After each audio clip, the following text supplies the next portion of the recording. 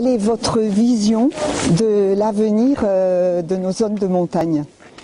Dans l'esprit de cette réforme de la politique agricole commune, où nous avons voulu prendre en compte la diversité des agricultures en Europe, la montagne a leur place, parce que la montagne en Europe, déjà au niveau des surfaces, c'est important, au niveau des populations, et ce sont des régions où l'agriculture est une des principales activités, sinon la principale activité socio-économique.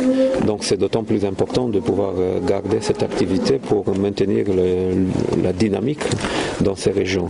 Donc c'est justement pour cette raison qu'avec cette réforme, nous avons essayé de faire en sorte qu'on puisse, dans les conditions dans lesquelles on n'a pas pu augmenter le budget global de la PAC, mais juste le maintenir, donc on a essayé de faire une redistribution de la zone de la plaine vers la montagne pour justement mieux valoriser la production ici. Après, je pense qu'il y a d'autres voies de soutenir la montagne, c'est notamment travailler la qualité de produits et faire un lien entre la valeur, disons, environnementale de gestion des ressources naturelles et l'activité agricole.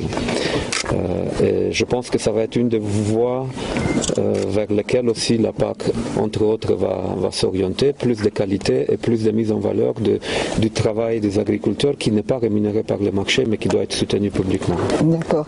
Et est-ce que le soutien de l'Union européenne à nos zones de montagne va perdurer ?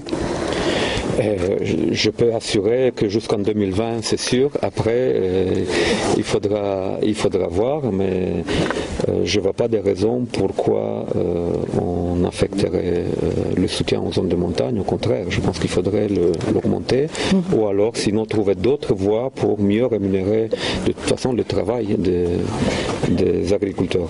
C'est pour ça qu'à côté de ce soutien financier qui est en augmentation que nous avons prévu dans la réforme, nous avons introduit par exemple aussi un label montagne pour que la production de montagne soit mieux valorisée sur le marché.